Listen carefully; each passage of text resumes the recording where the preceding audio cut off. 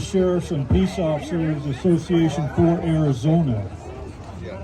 I represent the Arizona chapter of the national organization. I do teach the constitutions. I've been doing it for many years. And what we have to understand is we are an independent sovereign state. That's why we have our own government. Just so you'll know, there is no executive authority granted to the president over the people or the states. They have no authority over us. His executive orders are no better than toilet paper.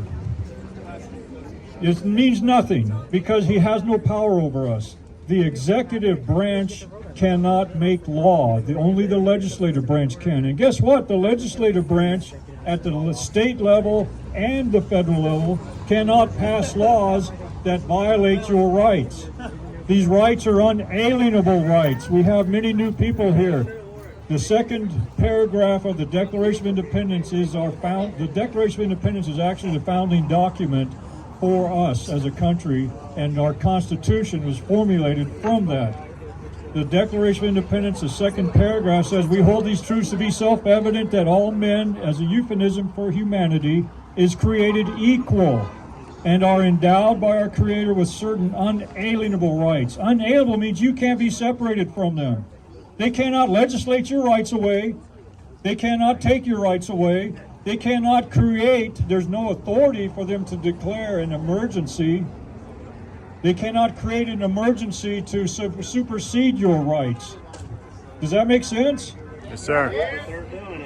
They're doing it, you're right. But we have to get more people informed and educated and hold accountable elected officials and candidates to the oath of office. But we're endowed by our Creator with certain unalienable rights.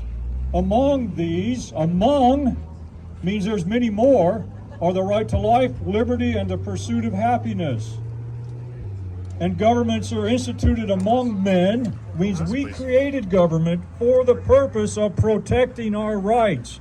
Protecting your rights is something the government should do at the state level, to step in, like Ms. Lake said, and tell these people they have no right to force you to do something to your body or your children. The government is to protect our rights, not supersede them. Their authority, their just powers comes from the consent of the governed. Did you consent to this nonsense? No! No. And their purpose is to protect and maintain individual rights. Individual means each and every one of you has the right. We are not a collectivistic society, which is communism and socialism, where your rights as an individual don't count if it interferes with the rights of the whole group. It's the other way around. That's what makes America so unique. Our rights are individual rights, and each one of us have these rights, and they're to be protected. That's why we are so special as a country. So we institute government at the state level, at the federal level, 3 branches of government.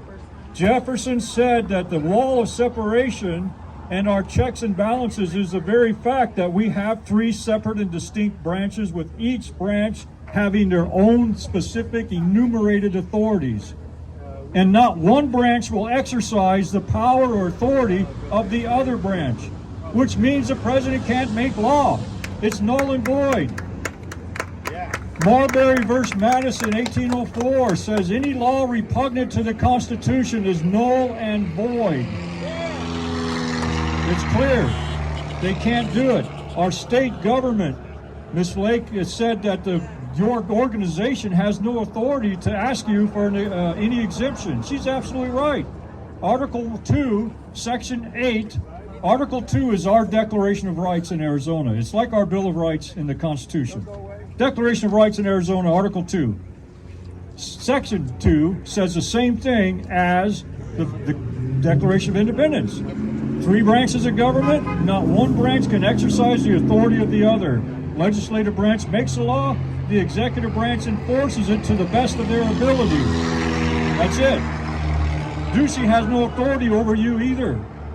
He has no executive power over you. His executive orders are only to execute laws of the state in the executive branches of government that they oversee. The employees of the executive branch that he's responsible for, he gives executive orders for how you're going to implement the new law, how we're going to establish policy. That's it, because they work for him. We don't. He works for us, as do the legislators. There's no legislative authority to tell people they have an emergency power. The only power the government has in Arizona, take notes, folks. Article 4 is the legislative branch. Section 25 says maintenance of government during times of emergency or disaster. Maintenance of government. The only authority they have is to maintain government services during time of disaster created by an attack from war. They have no other authority over the people. And the only power we gave them under our Constitution is to maintain government services. They cannot shut businesses down. They cannot indiscriminately say if you got a Series 12 license, a liquor license, and you got a 6, you serve food and liquor, you can stay open as a 6, but 12 you got to close, because COVID's so smart, it knows if you're serving alcohol more than food, right? It's ridiculous. They have no authority to do any of that. They have no emergency declaration authority under the Constitution. Your rights or your religious exemption is being violated if you feel you have to file it, because under Article 2, Section 8, Arizona's Constitution, you shall be protected in your private affairs. What? Did you see my facial expression? Hello? They have no business in your private affairs. Financial, that means the president and their stupid law they want to have to track your spending in your bank account is unconstitutional. We know that, but what are we going to do about it?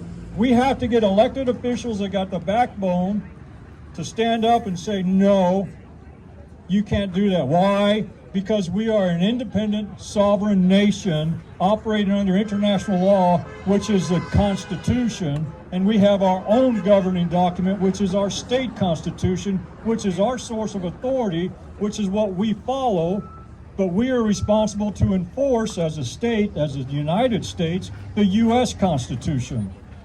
That's where we need to take back our country. Our state is following the Constitution. I teach it a lot. I got some of my people here. I'm in Buckeye twice a month. I'm in Wickenburg twice a month. I'm in Peoria twice a month, and I'm hoping I just talk to people to be in Scottsdale twice a month to teach, empower, and mobilize. What we are doing is we're going after your people that are forcing this on you criminally. Why? Because they're breaking so many laws, folks. Yeah. Woo! Arizona statutes prohibit terrorism. Terrorism is defined by getting people to respond through fear and coercion. Terrorism, folks, it's a felony. Participating in a criminal syndicate is a felony. This is a criminal syndicate. Why? They're being paid. For everybody that gets vaccinated, they get a certain dollar amount. They're being forced to do it because if they want to keep a government contract, that's a criminal syndicate, folks. It's a felony in Arizona, and anybody that violates it in our state, affecting our citizens, even from outside the state, falls under our jurisdiction, and we can prosecute them for that. They are misusing a bioweapon, a biological substance. This has been proven to be a computer-generated alteration of a virus and including it to make a spike protein that inserts itself in your blood cells and your organ cells. Correct? Yes, sir. I'm working with people from the FLCCCA, which is Frontline COVID Critical Care Association. I'm working with people that are part of Frontline Doctors, and I just completed my portion of the criminal complaint and submitted it to my partner that's working on it. We're putting it together. We're going to have it on a website.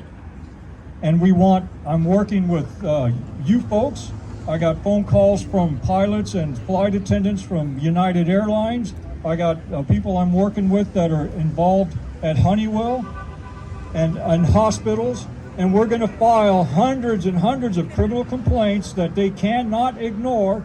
We have 42 pages at least, with pages and pages of attachments, exhibits that are proving everything that we're alleging. This is a violation of the Nuremberg Code. It's a violation of Arizona statutes. It's a violation against humanity. It's a violation against you. And we are going to stand with you. You're going to grow your numbers. I know many of you are frustrated. Say, at the end of the day, a young man told me today, I'm still threatened with losing my job. Yes, you are. And it breaks my heart. But we have to realize this is a war. We are being assaulted by our own government against our rights, our liberties, against our Constitution, and we aren't going to stand for it. We the people are pissed. I saw a shirt the other day. I love it. And we're not going to take anymore. That's what we have to do. Our method of fighting back at this time is to make sure that we go after as many of these people, including our Governor Ducey, including the Health and Human Services Director, Dr. Kara Christ. Listen to this if you're listening on the internet. We're coming for you. You are participating in a criminal syndicate. You are benefiting from the disaster committed on society. You are pushing a lie that these vaccines are safe and effective. It's been proven not, but they still have YouTube videos telling us this. We're going to go after them. I'm tired of this, and I'm fighting for you and with you, and hopefully we'll all fight together and say enough is enough. We're not going to take it anymore. Woo! Okay? Yeah! So I think that's probably enough. We want to protest. We want to get our message out. And we want these people here to hear you loud and clear. And hopefully they'll get a message. Maybe they'll postpone your deadline for their mandate that is unconstitutional. Let's hope so. If we keep doing this, Mark has been great. The other gentleman, the Patriot hat, love John. Oh my gosh, I love him. He goes by on his skateboard. That's what we need. Keep visible, keep together, keep your voice louder than theirs, let them hear you, and let those people know inside they don't have to put up with this. If everybody stops complying, civil disobedience is what we need. That's a right we have. It's a duty we have. It's the last paragraph, last section of the Declaration of Independence. If a government becomes destructive to these means, it is the right of the people to alter or abolish that government and institute new government under those principles that we mentioned earlier. Yeah! All right, folks. Thank you for your time. I don't want to take too much more. I know, Mark. Anything else? Okay. Thank you.